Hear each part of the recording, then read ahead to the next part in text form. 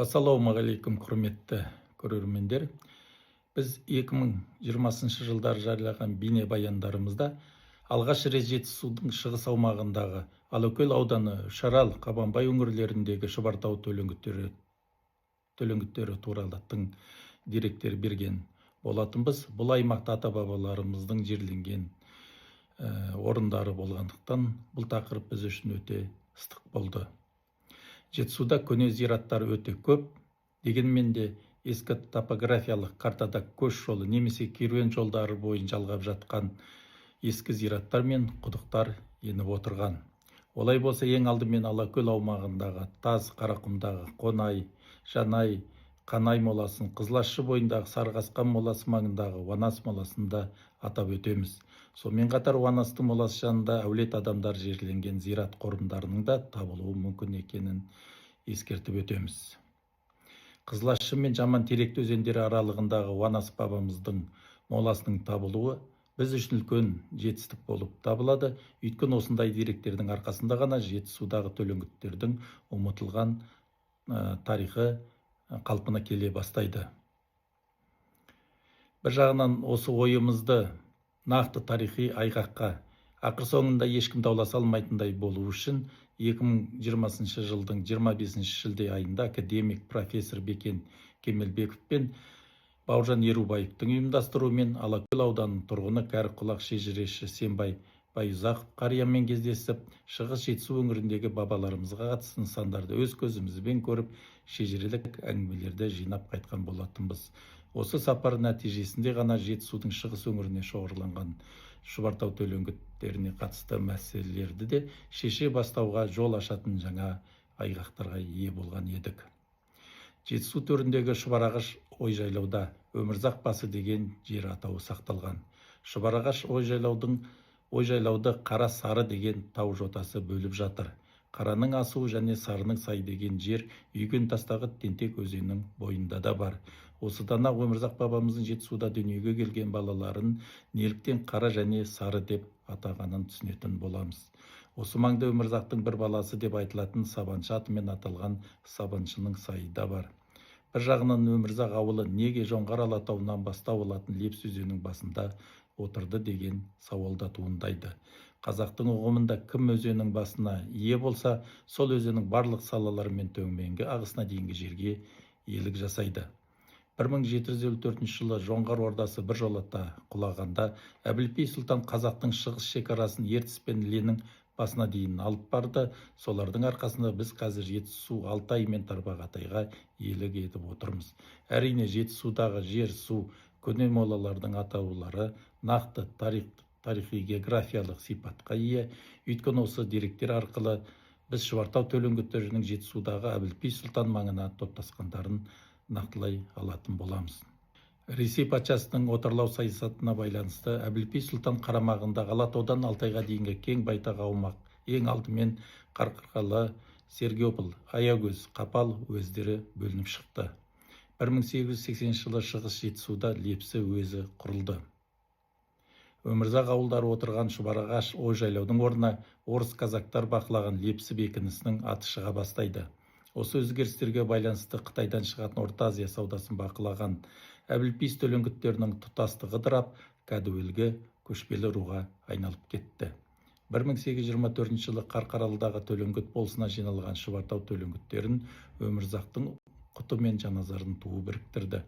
Бірақ Алакөл аумағындағы Уанас қорымы маңында қалған төлеңгіттердің бір бөлігі өз қоныстарынан Шұбартауға көшпеген десек қисынды болады. Өйткені 19 ғасырдың соңында Жетісу облысындағы Лепсі уезіне қарасты Батыс Шынжылы болысында 810 жанға шығатын 135 үй төлеңгіттердің ауылы болды. 1846 жылы Шұбарағаш ой-жайлауға санақ жүргізу мақсатымен келген Адольф Янукеевичтің естелігінде Өмірзақ Сары тұқымы зағип ақын қыз жазықтың өлеңдерін Сарыарқа мен Жетісуға кеңінен таралғаны айтылады. Тіпті оның жырларын омбының генерал-губернаторының кеңсесінде Хохлов сияқты тілмаштары жатқайтып жүрген екен.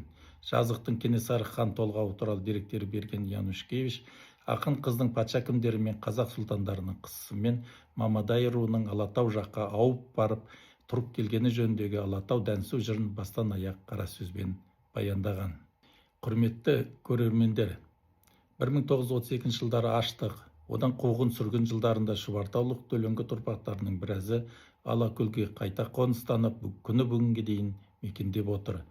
Мысалы, Мұхтар Жолжанов ағаның берген деректері бойынша, Күнгей Саяқтан Қонай атаның Әңгібай мен Теңізбай бастаған 14 үй, Құшшы 6, Боран 1, Жалаң 1, Қара Жемет 4 үйден тұратын ел Балқаштан өтіп Алакөлге Ақтүбек ауылына келіп қоныстанады. Алғашқы жылдар Төлеңгіт, кейіннен Бірлік атанған колхозға біріккен. Сол сияқты Емелтау төңірегін Мамадай Жалаңтөс атасының ұрпағы Наушыбай би, Тіленшіұлының Тайбек пен Кенжеұлы Шырақбайдың балалары да Жетісудың Қойлық ауылына ауып кеткен. Қадірлі көрермендер, ендігі әңгімеміздің тақырыбы Жетісудың Алакөл аумағында Торғауыт қалмақтарына қарсы шайқаста ерлікпен қаза тапқан Төлеңгіт батырларына қатысты болады. Тек YouTube каналға тіркеліп, лайк басуды ұмытпауларыңызды сұраймыз. 1771 жылдың қысында Жоңғар хандығының ескі жұртына үдере көшкен Торғауыт қалмақтар Еділдің мұзынан өтіп Кіші жүздің жері, одан Торғай арқылы Балқашқа шығып Ілеге қарай көтеріледі. Наурыз айында Балқаш көліне жақындаған қалың қалмақты Абылай қолы қоршауға алады. Балқаш көлінің солтүстік батыс жағалауында Тасаралдың батысында тұрған қалмақ жағы Абылайдың шешімін күтпей қырылып жойылғанына қарамай қоршауды жарып өтеді. Кейін қазақтар бұл шайқас болған жерді Қалмақ қырған деп атаған. Содан қалмақтарды Іле өзенінің орта ағысындағы Қапшағай аңғарына дейін өкшелей қуады. Содан Торғауыт қалмақтар шығыс Жетісу жеріндегі Әбілпей сұлтан ауылдарының үстімен өткенде, Уанас пен Өмірзақ балаларда қалмақтармен шайқасқаны туралы әңгіме ел жадында сақталған. Алакөл аумағындағы Шынжыл өзені бойында қалмақ Торғауыттарға қарсы Жаназар батырдың ағасы Ерназар мен інісі Құлназар батыр және туысқаны Тақай батыр, Боздақ батыр, Өтелі батыр, Аю Сары батыр да соғысады. Осы соғыста Ерназар батыр қалмақтардың қолына түсіп қалады. Қалмақтың сыншысы мұның заты қалмақ болғанмен әбден қазақ болып кеткен екен және өзінің иесі бар адам екен. Қолға қапыда түскен мұны егер көзін жоймасақ, басымызға ақыр заманды осы орнатады деп Ерназар отырған киіз үйдің айналасын отын үйгізіп, тірідей өртеп жіберген. Құназардан бірде қарудың ең жақсысы не дегенде, қолға не түссе қару деген сол екен депті. Айтқандай бір соғыста Құназардың қолында еш қару қалмапты. Қалмақтар қамалып келіп қалғанда мінген Құнанның бір қолын жұлып алып, сонымен қалмақтарды жаусатып салады. Содан Құнан батыр аталып кеткен. Қазірге дейін ел Құнан батыр деп айтады. Оның ұрпақтарын бүгінге дейін Құнан батырдың тұқымы дейді. Тақайдың дайласы жаннан асқан батыр болыпты дейді. Атқа салған ері артқы және алдыңғы қасы жоқ, Ашамай сияқты жайдақ болса керек. Соғыста аттың жалына жабысып жатып та, екі қабырғасына жатып та, тіпті кейде бауырына жатып та көрінбей шаба береді екен. Бір соғыста аттың жалында жабысып қалмақтың мергендеріне тұтқиылдан қарсы шапқанда Садақтың оғы арқа омыртқасын тегіс сындырып кеткен екен, содан қаза тауыпты. Ұрпақтары Төлеңгіттің Тақай аталатын руын құрайды. Жаназар батыр, оның ағасы Ерназар мен інісі Құназар батырлардан тараған ұрпақ әкелерінің атымен Төлеңгіттің Уанас деп аталатын руды құрайды. Осыған орайда Өмірзақ бабамыз туралы көп мағлұмат айтатын елдегі кәрі құлақ үлкендерімен бірге жүрген Әлпейіп Спанұлы Жүністің шежіресінде де белгілі бір мөлшерде еділ қалмақтарының шаңды жорығына қатысты оқиғалар дерегі сақталып отыр деп есептейміз. Өмірзақ балалар жан жігіт, ақ жігіт, бай жігіт, батыр болып өскен. Бір жолы Өмірзақ басқа жаққа жолаушылап кеткенде, балалары жан жігіт, бай жігіт, ақ жігіт елді шауып аламыз деген жауларға қарсы шығыпты. Жауды қуып кеткен аз ғана қол болса керек. Балалар содан хабарсыз болып, Өмірзақ ата балаларының кеткен бағытымен іздеп шығыпты дейді. Содан Шұбарағаш Ожелау деген жерде, қазіргі Сарқан ауылының жерінде Төлеңгіт Өмірзақ басы деген жер бар деген соң барып, бірақ нақты дерек таба алмадым дейді. Жоғарыда атап өткеніміздей 2020 жылдың жазында өзімнің ағам академик Бекен Кемелбеков пен Бауыржан Ерубаевтың ұйымдастыруымен Алакөл ауданы тұрғыны Байұзақ Сембай ақсақалмен кездесіп, Өмірзақ бабамыздың қонысы болған Шұбарағаш ой-жайлау мен Алакөл өңіріндегі Уанас Ерназар бабаларымызға қатысты нысандарды өз көзімізбен көріп қайттық. Көргенімен білгенім мол Сембай Тезекбайұлы 82 жастағы қария кісі болғанмен әлі тың ширақ екен, Нива автокөлігін өзі жүргізіп келді.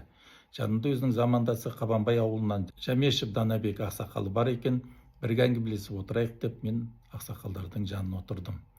Шұбарағаш ой-жайлауда қалмақтар мен Өмірзақ бабаның 5 жігіт атанған балалары соғысып, ақтық шайқаста Ақжігіт, Жанжігіт, Байжігіт атты 3 баласын ерлікпен қаза тауып, сол маңда жерленгені туралы Сембай ағаның әкесі Байұзақұлы Тезекбайдан, елдегі үлкен қариялардан естіген әңгімелерін айтқанда, көптен мазалап жүрген сұрақтарымызға жауап тапқандай болдық.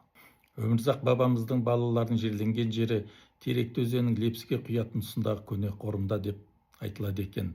Қабанбай ауылынан кейінгі оңтүстікке қарай өр жол, Екпінді ауылы, Үшқайын Қарлығаш ауылы, Бәзірек ауылы, содан төмен сайға түсіп екі таудың арасында әсем өңір, нағыз жер жанаты Шұбарағаш ой-жайлау Лепсинск ауылына келіп жеттік.